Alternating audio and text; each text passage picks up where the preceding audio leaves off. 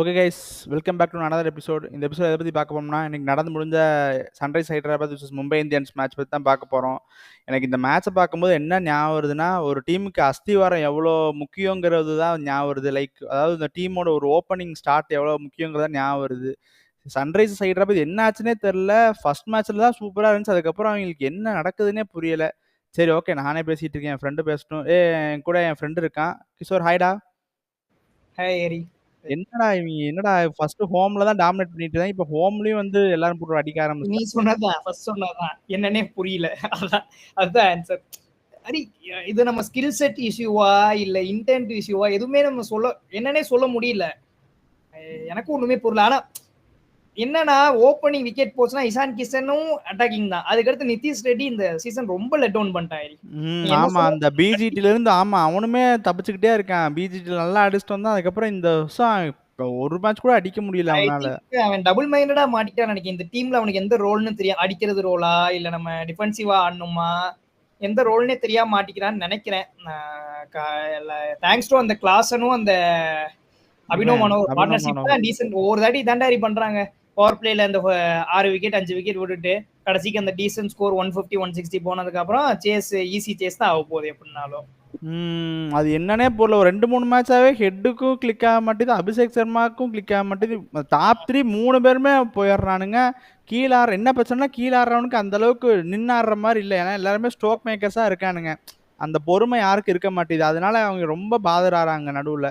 அப்படி இருக்கும்போது இடையில நான் என்ன ஒரு சஜஷன் என்ன சொல்றேன்னா, இடையில ஒரு மேட்ச் மட்டும் நீ ஓப்பனிங் வந்து அந்த 6 ஓவர் 40 ஆடிட்டு தோத்தாலும் பரவாயில்லன்னு சொல்லிட்டு ஸ்டெபிலைஸ் பண்ணி அந்த பார்ட்னர்ஷிப் வச்சா ஒரு 200 கிட்ட வந்துட்டு அதுக்கப்புறம் நீங்க எப்பயும் போல சுத்த ஆரம்பிக்கலாம். இவங்க ஆனா நீங்க எத்தனை அடி வாங்கினாலும் திருப்பி அதே அப்ரோச் தான் ஃபாலோ பண்ணுவேன்றது அப்ப இங்கிட்டு தான் அறிய முடியும். மேபி அது மாத்தலாம். ஆனா அது மாத்த மாட்டேன்னு நினைக்கிறேன். இந்த சார் சம்டைம்ஸ் இவன் அடிச்சிடறான். அபிஷேக் சர்மாக்கு சம்டைம் மோஸ்டா படமா சம்டைம்ஸ் பட்டுறது இல்ல. அதுக்கப்புறம் என்ன பண்ணும்? அது கரெக்ட் தான். பட் ஆனா அம்மா அதுவும் ரொம்ப சொல்ல ஒரு மேட்ச் வந்து இப்படி ட்ரை பண்ணுங்க. இப்படி ஒரு 6 ஓவர் 45 ஃபார் 1க்கு ஆடிட்டு உங்களால மிடில் ஆக்சிலரேட் பண்ண முடியுதான்னு பாருங்க அப்படின்னு நான் அப்படிதான் பண்ணி அவனு இப்படியே சும்மா தோத்துட்டு இருக்க முடியாது. ஆனா நீ ஹென்ரிக் கிளாஸ் அடிப்பான்னு நினைச்சு கூட பார்க்கல. அவனும் 2-3 அடிச்சுட்டு போயிடான்னு பார்த்தா அவன் நீங்க நல்லா அடிச்சான். அப்புறம் அபினவ் மனோகருமே வந்து, ஆனா எனக்கு அவன்லாம் மெயின் லெவல்ல ஆட வேண்டிய பிளேயர். அவளுக்கு இருக்க எக்ஸ்பீரியன்ஸுக்கு அவனையே இம்பாக்டா வச்சிருக்காங்க. எனக்கு சத்தியமா புரியல. அபினவ் மனோகர் ஆடலாமா மெயின் லெவல்ல?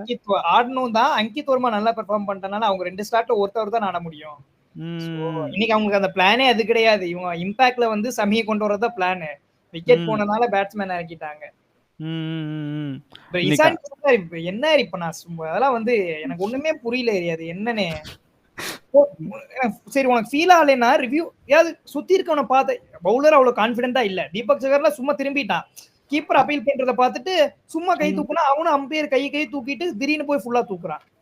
எனக்கு ஒண்ணுமே புரியல. ஒருவேளை பழைய டீம் விசுவாசத்தை காமிச்சிட்டு போயிட்டான் மாதிரி இருந்துச்சு. பாண்டியா போய் சூப்பர்ராம் அவனு தட்டி கொடுத்துட்டு வந்தான். அது என்னன்னே புரியல. என்ன நினைச்சிட்டு விளாண்டான். அது பட்டுதான் ஒண்ணுமே தெரியல. அவனுமே கடைசியில அட்லீஸ்ட் ஒரு ரிவ்யூ டவுட்ல இருந்து ரிவ்யூ பண்ணிருக்கலாம். அது வேணா பண்ணிருக்கலாம். ஏன்னா அது கீ விக்கெட். நான் தான் ஏற்கனவே நம்ம ரிவ்யூல சொல்லியிருக்கோம். நம்பர் 3ல வர பேட்டர் தான் எந்த டீமுக்கா இருந்தாலும் இம்பார்ட்டன்ட் அப்படின்னு சொல்லிட்டு. நீங்க அங்க வந்துட்டு இவன் ஈஸி ஒரு நல்ல ஷாட் அடிச்ச அவுட் என்ன பரவாயில்ல. ஈஸி விக்கெட் வந்து இப்படி ஓசில கொடுத்துட்டு போனா அது டீம் லெட் டவுன் தான் பண்ணுது. சரி, இவங்க பேட்டிங் பார்க்கும்போது மும்பையோட பவுலிங்க பார்க்கணும். எப்பா என்னடா போடுறானுங்க. போல்ட்டா இருக்கட்டும், சஹரி, இவங்களாம் எங்கடா மணல் மாதிரி போடுறாங்களேடா. தொடவே முடியல. பவர் பிளேல சின்ன சர்க்கிளை தாண்டி பாலே அடிக்க முடியல. அதை பத்தி வர வர சூப்பரா யூஸ் பண்றாங்க. பவர் பிளேல நீங்க யூஸ் முடிச்சு சிஎஸ்கே யூஸ் பண்ற மாதிரி சூப்பரா யூஸ் பண்றாங்க. ஐயோ, எனக்கு சஹரோட சி மூவ்மெண்ட் அப்படியே சமி மாதிரி இருக்குடா. ஸ்ட்ரைட்டா போகுதுடா சி மூவ்மெண்ட். அப்பா என்னன்னா இன்னைக்கு பும்ரா தான் உங்க டீமோட அதிக செகண்ட் அதிக எக்கனாமின்னு நினைக்கிறேன். ஆமா, 39 ரன் கொடுத்தான்னு நினைக்கிறேன். 39 சம்திங் ஏதோ கொடுத்தான். ஆமா, எம்ஐ வந்து அதான் சொன்னேன். எம்ஐ டீம் இருக்கு. ஃபர்ஸ்ட்ல தோத்தது க்ளோஸ் மேட்சஸ். அதுவும் ஜெயிச்சிருந்தா இந்நேரம் அவங்க ஃபர்ஸ்ட் பிளேஸ்ல இருக்க வேண்டிய டீம் தான். So MI are coming back. அது நீ எம்ஐ டாஸ் தோத்தேன்னா உனக்கு அங்கேயே மேட்ச் முடிஞ்சிருச்சு. பாதி மேட்ச் அவங்ககிட்ட நீ சேஸ் கொடுத்தேன்னா எம்ஐ ஈஸியா அடிச்சு போயிடும். அவங்களுக்கு இருக்கிற லைனப் எல்லாருக்குமே. அது ஆமா. ரோஹித் சர்மா அவ்வளவுதான் திருப்பி ஸ்டார்ட் பண்ணிட்டான். ஆமாடா. ஐய்யய்யோ! இவர் என்னடா ரோஹித் சர்மா அந்த போன மேட்ச் தெரியாம ஃபார்ம் கர வச்சுட்டோம்டா. போட்டு பொளக்கடிக்கிறான்டா எல்லாத்தையும். அதான் சொல்றேன். ரோஹித் சர்மா அடிச்சிட்டான்னா மும்பை ஜாலியா பேட்டிங் ஆடிட்டு போற மாரி இருக்கேடா. அவனே வந்து பிக் பாதி அடிச்சு பிளேயர்ஸ்லாம் குடுத்து ரொம்ப நாள்ல குவைட்டா இருக்க நம்ம என்ன வேணா ட்ரோல் பண்ணலாம். டக் மேனு அது டக் அவுட் ஆயிடுறது, இத்தனை டக் இருக்குன்னு சொல்லிட்டு ஒரு மேட்ச் கிளிக் ஆயிட்டா போதும், அவங்களுக்குலாம் ஈஸியா அடிச்சுட்டு போயிருவாங்க. ஸோ ம். ரோஹித்லாம் யாரும் டவுட் பண்ணல. So okay, team Mumbai team looks good தான். Super good.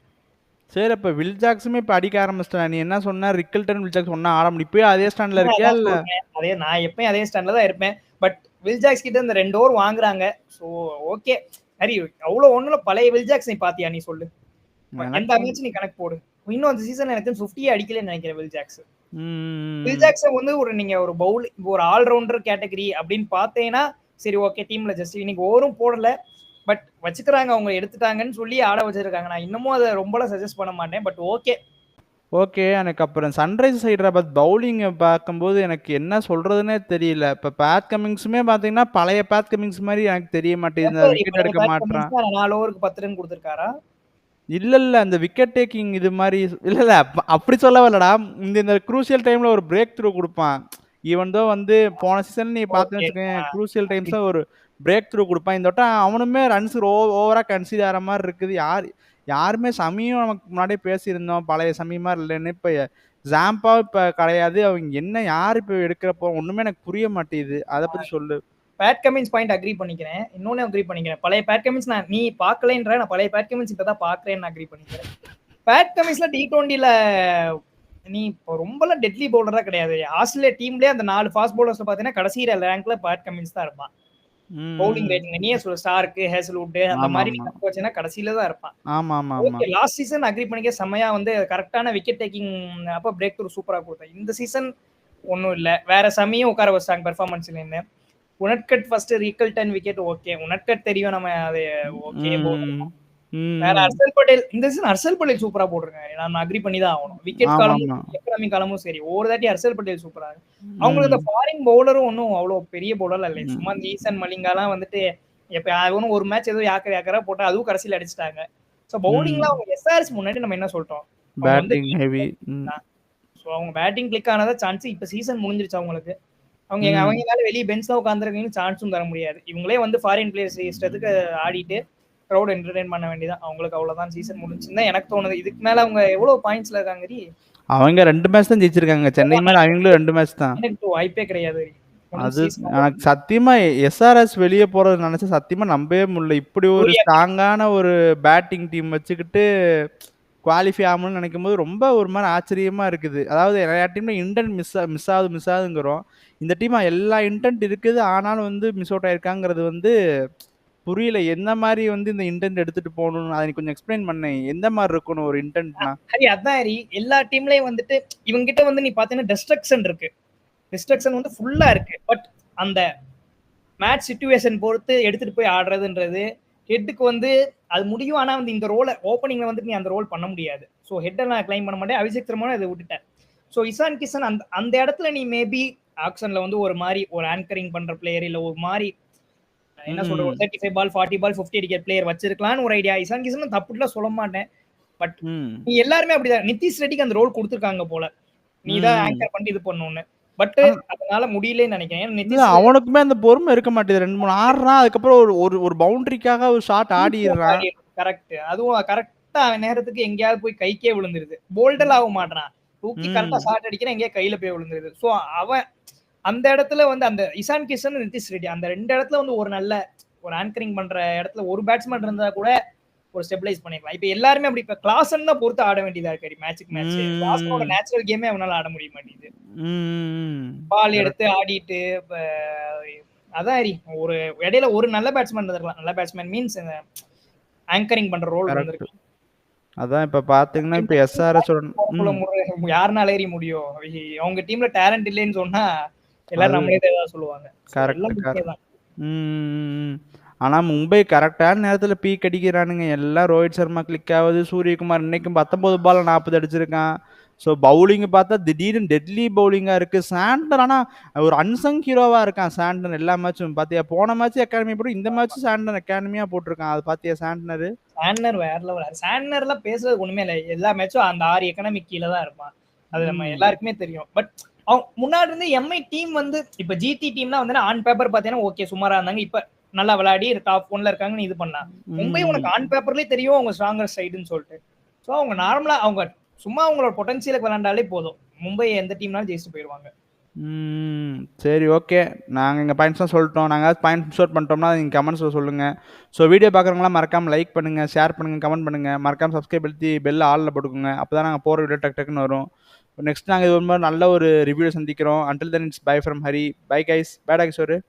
By Hari. Bye guys. Bye bye by.